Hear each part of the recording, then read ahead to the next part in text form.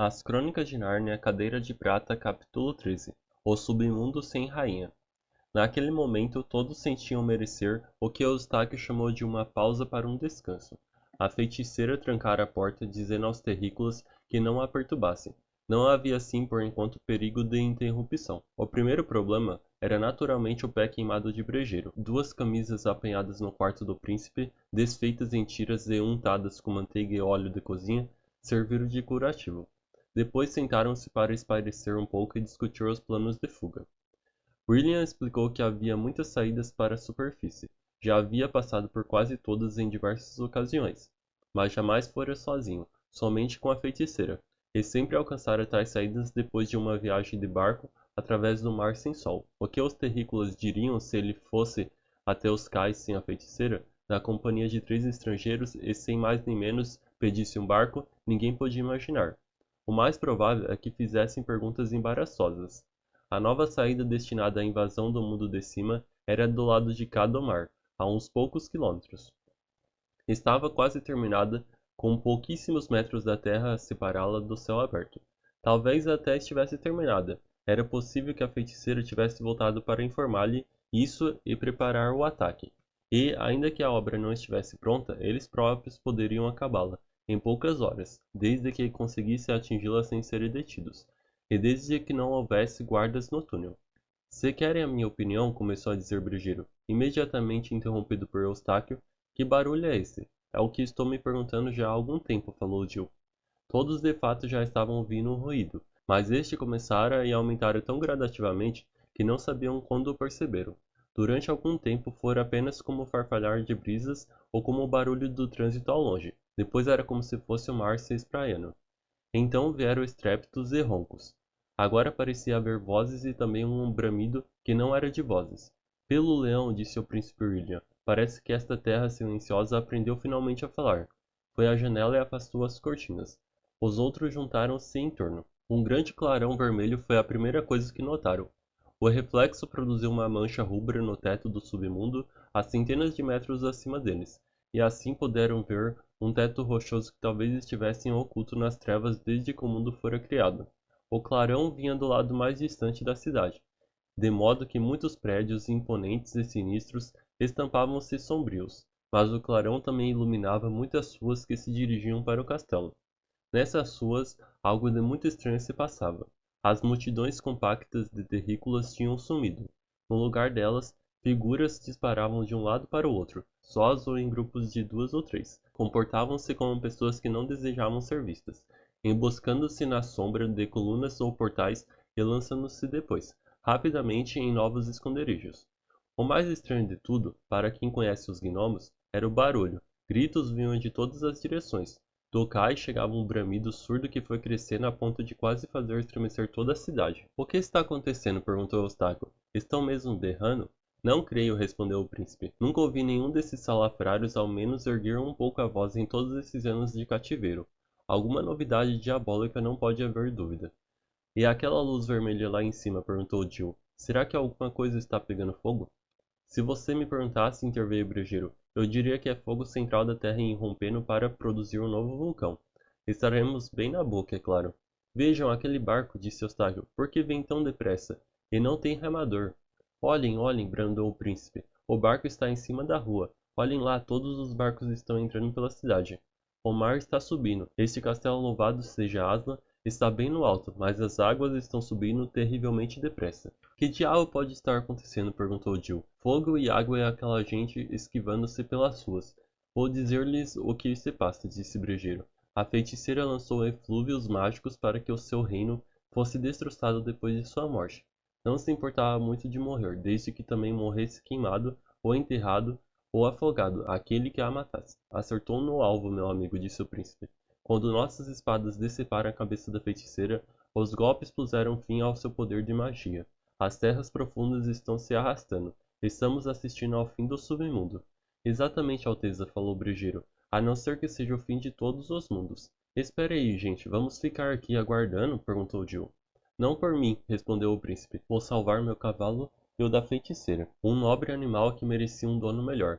Estão no estábulo do pátio. Depois vamos procurar uma terra mais alta e torcer para encontrar uma saída. Cada cavalo poderá levar 2. Creio que conseguirão atravessar a correnteza. Por que Sua Alteza não coloca a armadura? Perguntou o brejeiro. Não gosto do jeito daqueles ali. E apontou para a rua. Dezenas de criaturas percebiam agora que se tratava de terrícolas. Vinham docais, mas não caminhavam como uma multidão sem objetivo.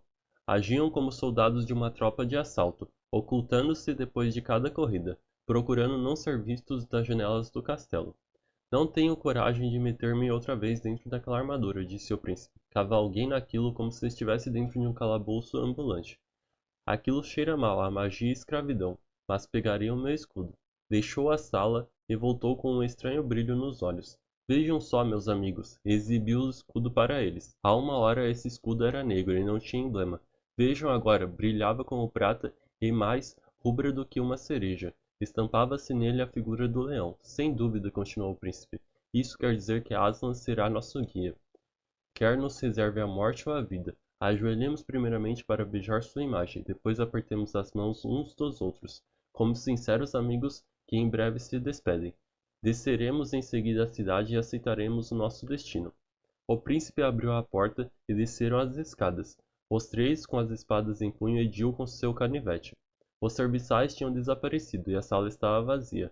As luzes cinzentas e lúgubres ainda ardiam, não sendo assim difícil vencer uma galeria depois de outra e descer as numerosas escadas. Os ruídos do lado de fora do castelo já não eram tão perceptíveis como antes.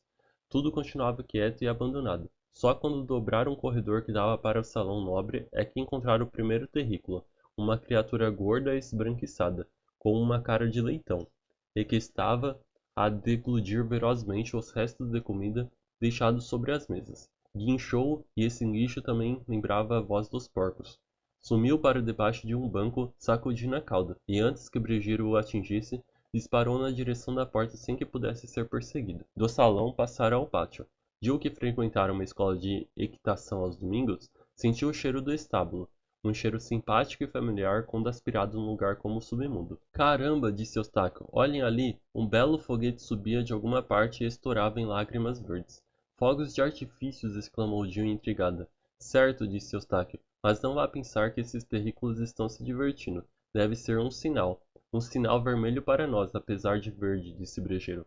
Amigos, disse o príncipe, quando o homem se lança numa aventura como esta, deve dar adeus à esperança e ao medo. Do contrário, tanto a morte quanto a libertação podem não chegar a tempo de salvar-lhe a honra e a razão. Alô, belezas! Com esta frase abriu o estábulo. Quieto, carvão, calma, floco de neve.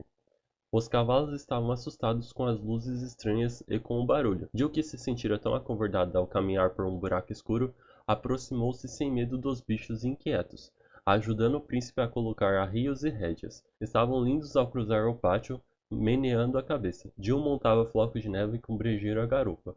Com um ecoar de cascos, atravessaram o portão principal e ganharam a rua. Bem, não corremos o risco de morrer queimados, observou Brejeiro, apontando à direita. Gosto de olhar sempre o lado bom das coisas. A água batia ruidosamente contra as paredes das casas. Coragem, disse o príncipe. Esta rua é uma boa ladeira. A água subiu apenas até metade da colina mais alta. Deve subir muito na próxima meia hora e pouco nas próximas 2 horas. Tenho mais medo daquilo, e apontou com a espada para um comprido terrícola com focinho de javali, seguido de mais uns 6 de formas sortidas, que tinham deslizado de uma esquina e se ocultado na sombra. O príncipe os conduzia sempre na direção do clarão avermelhado. Um pouquinho mais para a esquerda, seu plano era contornar o fogo, caso fosse fogo, e subir às terras altas, na esperança de encontrar o caminho do túnel novo. Ao contrário dos outros 3, parecia bem satisfeito. Assoviava e às vezes cantarolava uma velha balada sobre o lendário corim Punhos de Ferro, da Arquelândia. A verdade é que estava tão feliz por ter se libertado da magia negra, que os perigos do presente não passavam de uma brincadeira. Para os outros, é claro, a cavalgada era tenebrosa. Atrás deles ouvia-se o ruído de barcos abaurolados, ou de prédios que desabavam. Acima, via-se a grande mancha de luz lúgubre. À frente, um misterioso clarão. Da mesma direção chegava um continuado alarido de gritos, choros, assovios, risos, guinchos, bramidos. Fogos de artifícios riscavam o ar.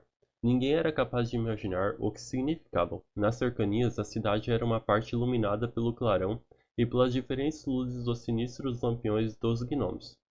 Mas existiam muitos lugares sem luz alguma, mergulhados em treva. Desses lugares ou para eles é que saíam e entravam correndo os terrícolas, sempre de olhos pregados nos quatro, sempre aflitos em busca de esconderijos, olhões de peixe e olhinhos de urso. Havia alguns emplumados, outros peludos, outros com chifres e trombas, alguns com nariz em tira, outros de queixo tão comprido que batia no peito. Às vezes um grupo chegava bem perto. O príncipe brandia a espada e fingia atacá-los. E as criaturas com todos os tipos de pios, guinchos e cacarejos mergulhavam nas sombras. Quando já tinham subido várias ladeiras e se achavam longe da inundação, quase fora da cidade, a coisa começou a ficar mais séria. Estavam próximos do clarão vermelho, embora ainda não soubessem o que fosse. Os inimigos, entretanto, podiam ser vistos com mais nitidez. Centenas, talvez milhares de gnomos vinham na direção deles, mas aproximavam-se em vestidas curtas. Quando paravam, encaravam os quatro cavaleiros. Se Sua Alteza me perguntasse, disse Brejeiro, eu ia dizer que aqueles caras pretendem cortar nossa frente. É o que eu também acho, e não poderemos romper uma coluna tão numerosa. Vamos levar os cavalos para bem perto daquela casa. Chegando lá, apeie e corra para a sombra. A senhorita e eu iremos uns passos adiante. É claro que alguns desses capetas irá nos seguir. Então você, que tem os braços compridos, pegue um deles vivos, se conseguir. Podemos arrancar alguma verdade dele, ou saber o que tem contra nós. Mas os outros todos não vão cair sobre nós para salvar o companheiro? Perguntou Jill, esforçando-se para que sua voz não saísse trêmula. Se acontecer isso, minha dama, morreremos em combate para protegê-la. Encomende-se, pois, à proteção do leão. Agora, Brejeiro. O Paloma deslizou para a sombra como um gato. Os outros continuaram. De repente ouviram-se gritos de gelar o coração, misturados à voz de Brejeiro. Quieto, assim você acaba se machucando. Puxa, parece um porco entrando na faca. Boa caçada, exclamou o príncipe, voltando à sombra da casa. Eustáquio, por favor, segure as rédeas de carvão. Apeou, os três se olharam em silêncio, quando o brejeiro trouxe a presa para a luz. Era um pobre gnominho com menos de 1 metro. Tinha uma espécie de crista de galo no alto da cabeça, olhinhos rosados, a boca e o queixo tão grandes que parecia um mini hipopótamo. Se não estivesse numa situação tão difícil, teriam caído na gargalhada. Bem, Terrícola, disse o príncipe mantendo a espada pertinho do pescoço do prisioneiro.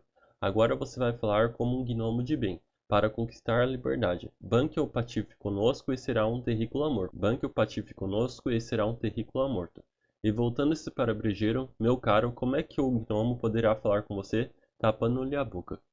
E também não poderá morder, disse Brejeiro. Se eu tivesse a mão fraca e mole que vocês humanos têm, com todo o respeito a Vossa Alteza, agora já estaria sangrando.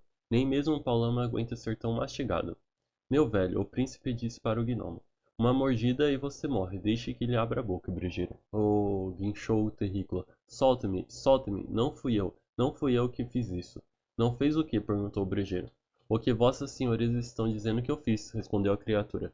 Diga-me como se chama, disse o príncipe, e o que vocês terrícolas estão tramando hoje. Ah, por favor, gentis cavalheiros, choramingou o gnomo. Prometam que não contarão à reverendíssima rainha nada do que vou contar. A reverendíssima rainha, como você a chama, disse o príncipe, muito sério, está morta. Fui eu que a matei. O que? Exclamou o gnomo, escancarando sua boca ridícula e espantado. Morta? A feiticeira morreu e pelas mãos de Vossa Senhoria? Ele deu um profundo suspiro de alívio e acrescentou. Bem, então Vossa Senhoria é um amigo. O príncipe puxou a espada 1 centímetro ou 2. Brejeiro deixou a criatura ficar de pé. O gnomo olhou para os 4 viajantes, piscando seus olhos vermelhos, deu 1 ou 2 risadinhas e começou.